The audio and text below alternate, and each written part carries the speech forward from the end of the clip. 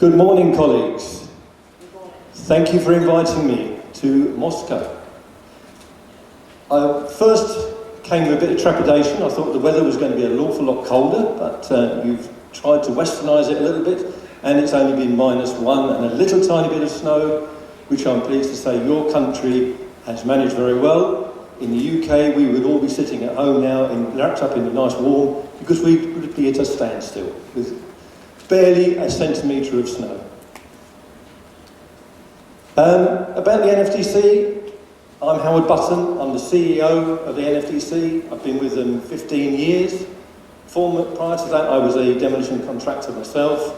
So I do know a little bit about the industry, having had something like 50 years of experience talking at presentations like this for 15 of them. The NFDC was formed in 1941. We're getting on for 80 years now, actually, next year. So we were formed to look at raising standards within the industry. That was the main aim and goal of the initial setup of the Federation. Site safety wasn't very prevalent back in 1941, but it has improved immensely over the years. Competency and training, I will cover that in a little bit more detail in a moment. Environmental and recycling, Jose has already mentioned there, it is on everybody's agenda in the whole of Europe. Workforce well-being is something that's fairly new to the Federation, but we've developed a training course for our staff, because there's something like 2 construction workers a week in the UK dying of committing suicide and dying within the industry. Technical specifications, we produced several guidance notes. Again, I'll flick through those in a moment. CCDO is the card scheme for the UK. CCDO means Certificate of Competence for Demolition Operatives. I'm afraid we love acronyms in the UK, and there's going to be a few in my presentation, so it just doesn't really make an awful lot of difference, but please just remember, CCDO is owned and managed by the NFDC. We completely own it, we run it ourselves, and it is delivered by our preferred partner, the training group. We run a site audit scheme for our members, so every member who becomes a member of the NFDC is audited annually. That is something like a 2 to 3 hour site audit, the paperwork for which is then, every bit of paperwork on site is checked by the auditor, comes back to me for final tick-off and approval. We have engagement with numerous parties in the industry. I won't start going through it because it's all acronyms, I'm afraid, but we speak with government bodies, we speak with the safety advisors, we speak with the Health and Safety Authority. Anybody that has anything that remotely touches demolition, which seems to be more and more every month, we engage with as best we can. We have a lead role in producing the British standards for demolition, which is BS 6187. BS is the British standard. We were part of the initial developing body for that when it was just initially a code of practice. That was 974, I think it was. I'm really testing my memory now.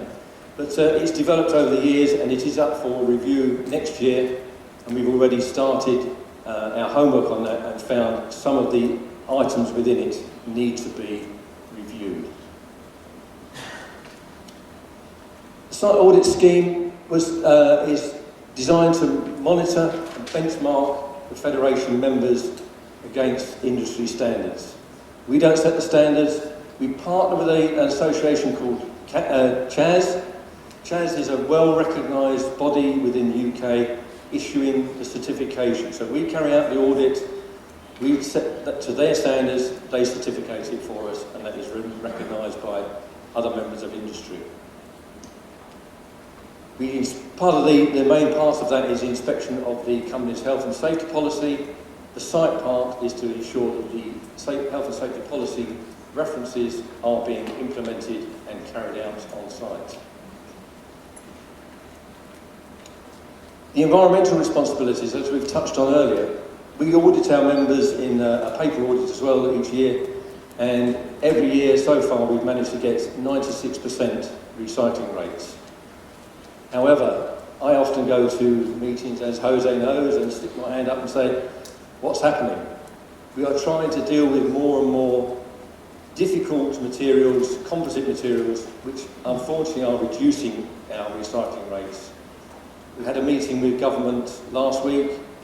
One of my members has just carried out the demolition of a project that used modular methods, and the recycling rate had dropped to an abysmal 35%. That was the best he could manage. He lost nearly £250,000 on the project through the additional waste that had to be cleared.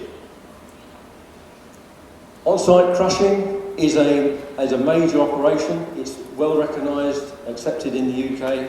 But as my question to Jose there earlier, the government are looking at us reducing the embedded carbon content of concrete. They want to see more concrete material crushed and reused as an aggregate rather than crushed and reused on site. That is a bit of an issue for the Federation. We've set up ourselves and our procedures to crush on site as we feel that is the most economic and the most environmentally sustainable process, to crush on site rather than adding transport to take it away and then transport to bring aggregate back to site to produce piling mats, etc. So it's an ongoing debate with the powers that be. Salvage of materials has dropped immensely. When I first started the industry, my very first job was working with my grandfather, denailing or taking the nails out of timber that we would then sell on to customers to reuse, to build sheds, etc., anything. That has completely disappeared. There are very, very few areas in the UK where materials are taken away and reused in their primary format. Something that I'd hope to see come back, but I'm not going to be holding my breath. I don't think it's going to happen in the short term.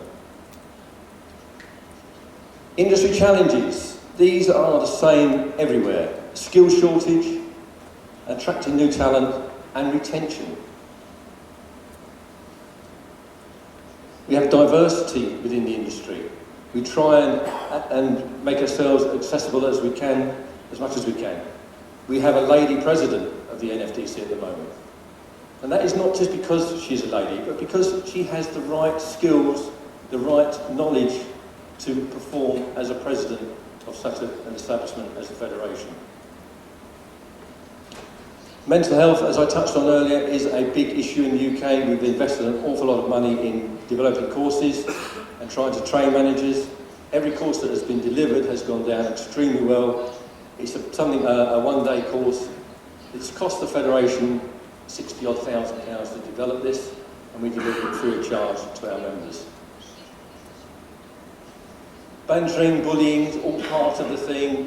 We can't actually ever put a finger on why people are committing suicide, but I know personally, or I have known personally, 4 people within the industry that have committed suicide during my lifetime, and I hope this target will help reduce that in the future.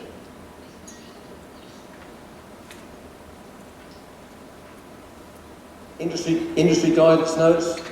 We have a prolific display of guidance notes within the NFDC. All of these are available on our website. They're all free downloads. Artem, if you wanted to download these and translate them into Russian, you wouldn't have a great problem with that.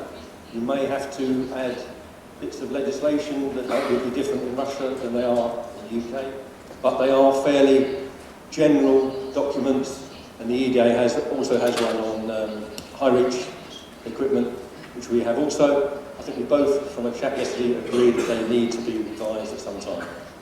We're currently working on 3 guidance notes at the moment.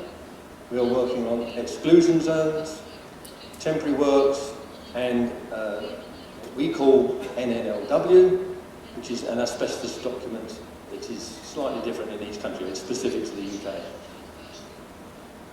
UK. Our yearbook is out. I only brought a couple of copies with me. It's been produced in hardback this year, first time ever, but it makes it rather heavy to start transporting it about. It is available on the website again. You can download that. There's some very good articles in there, so I would encourage everybody to read that, if possible. I do a monthly blog on the NFDC website, If any of you want to see that, you're more than welcome. Just register through the Federation. Arthur may be able to help you do that. Again, translation could be a bit of an issue, but I think we can get around that problem as well. So we come to the specialist training. We work with the NDTG, which is the training arm of the NFDC. It's the training department. They manage the day-to-day running of the card scheme for us. NOCN is an independent body that looks after the plant or machine training. That is completely, although we have an influence to it, it's not directly under the control of the Federation. The demolition operatives CCDO scheme is directly controlled by the NFDC. We set the standards, we manage the scheme, and we deliver the cards. The NDTG was established in 1978. Prior to that, it was around, but it was run by a different organisation. We brought it all in-house in '78. The CCDO scheme has come a long way over the years. It was initially started in the mid-70s, probably 1974, we haven't got an exact date. It took a long while to gain popularity. We went smart, which means the cards are now readable on electronic devices 2 years ago. In those 2 years, we have delivered in excess of 6,000 cards for the operatives. The smart system enables the site manager to read from an Android device. Unfortunately, Apple haven't released the software yet, but they are talking about it. So very shortly, we'll be able to read them on Apple devices as well. The site manager can read the card, and he or she will know exactly what qualifications that card holder has. We can add any training course can be added to the card by the training group. It's a pure matter of a few electronic touches, and it can be added almost instantaneously. There is also, that is the physical card. I think we've got an example there. That's in the layout of the card with all the various colours, which I'll come on to in a moment. But the physical card is readable on the devices. There is also an electronic version of the card that doesn't even need anything. It is there on the operative's telephone, and it can be read and can be updated as long as there is a Wi-Fi connection.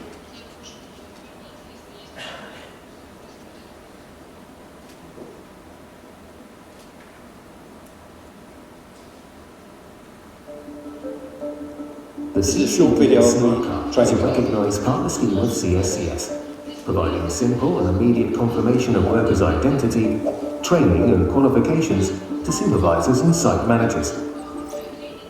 The card acts as a key to crucial information on the NDTG database, conveying the skills achieved on completion of an industry-approved training course at trained operative level, qualified by an MVQ, ensuring only competent workers are allowed on site. Acting as an instant CV, the card provides recognition for workers' levels of qualifications and allows site managers and supervisors to review training history at any given time. With no manual input needed, the card offers a time-efficient way of tracking workers' qualifications. It gives organisations a transparent view across qualification expiry dates and new training, updating online with any additional NDTG-approved training course achieved.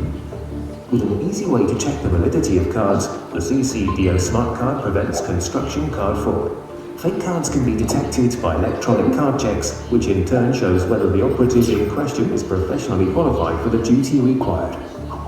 Clients and main contractors can ensure that their workers hold the relevant CCDO card as part of their corporate responsibility to their workforce on behalf of the construction industry. With the invaluable uses that the CCDO card scheme offers, it makes certain that workers can be qualified, safe, and hold the right card for the job and their skills.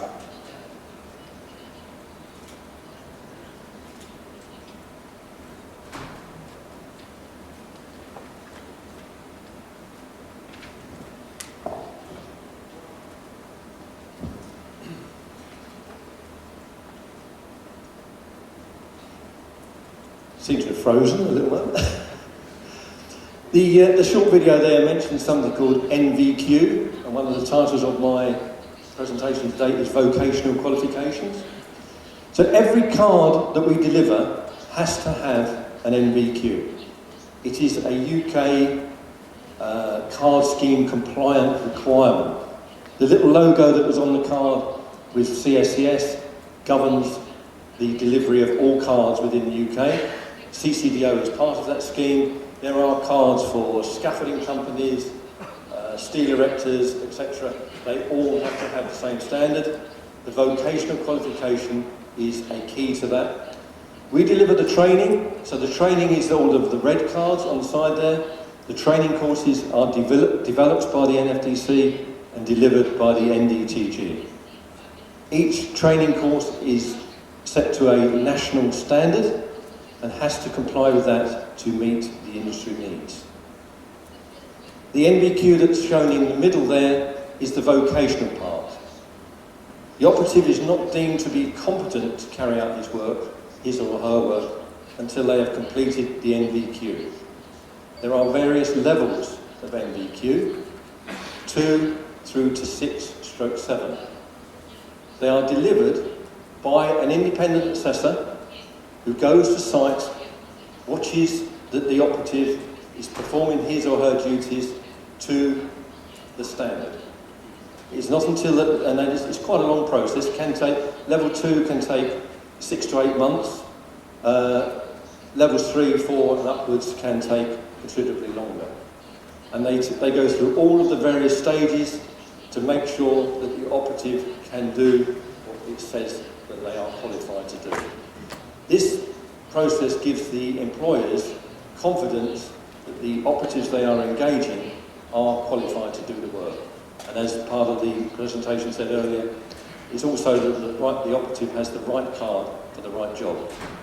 We start right down there on demolition labourer, a green card, which is a 5-year card. That actually doesn't have a VQ because it is base entry level. The whole system is progressive, so somebody can work from demolition labourer and over the years work right up to manager. And quite often the best demolition managers are the guys who have been on the hard work phase.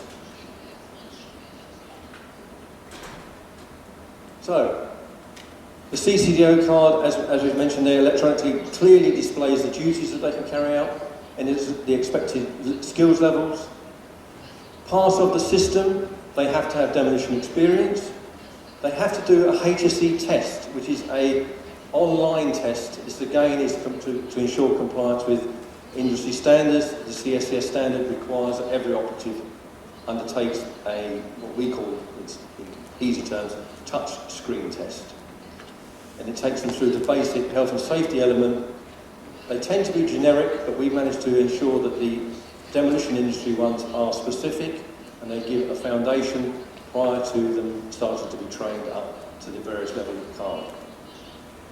We insist that every card holder through the demolition scheme has asbestos awareness. That is mandatory for every single card, right from the green up to manager's level. I personally introduced that. I felt it was essential that every operative had the basic training to know where asbestos could be. I spoke about electronic. This is the logo for the electronic cards. This app is downloadable in the UK free of charge, and it enables the telephone or the portable device to download the card information and be viewed on screen. This is one of our partnerships, NOCN. They deliver the plant card scheme independently of the NFDC, but we are a partner of that and we work directly with them to ensure that the industry card produced from that is specific. It's not an excavator card, it is a demolition rig operative card. And we work with all of the main employers. There's an association in the UK called Build UK. We are a founding member, we've been a member for quite some time. They work with all of the big companies, a lot of big developers, etc. in the UK. and our scheme is fully endorsed by Build UK. It's compliant with all of their requirements and standards as well. So resources, there's online resources for everything. As I've showed you, the guidance notes are available through the NFDC. We have helplines. The training group has various helplines, etc. They've just recently introduced a chat line. Been inundated with electronic calls on that, because unfortunately our partner that I mentioned earlier, NOCN, has had severe difficulties in the last couple of months, and operatives are waiting something like 8 to 9 hours to get a telephone call answered. So where do they go? They think, well, Howard will sort it out, let's just give Howard a call. My phone hasn't stopped ringing for the last week or so back at home. That's it. That's the NFDC in a nutshell. I'm happy to take any questions. I'll put my earphone on if I need any Russian help. Arsen, I did mention to you briefly, the training schemes that we run, we are happy to share. If you wanted to bring them to Russia, you would be more than welcome, but they would need to have Russian legislation, Russian rules and regulations incorporated into them. They are obviously UK-based. Thank you, Howard. Я хочу сказать, что вот то, о чем рассказывал Говард, это эталон того, что должно быть в демонтажной отрасли в частности. И идея, одна из основополагающих идей ассоциации, это создание вот аналогичной схемы работы по квалификации кадров в России. И я могу это сказать, что Ассоциация европейского бизнеса, она готова оказать содействие в продвижении этой истории у нас в стране. Thank you.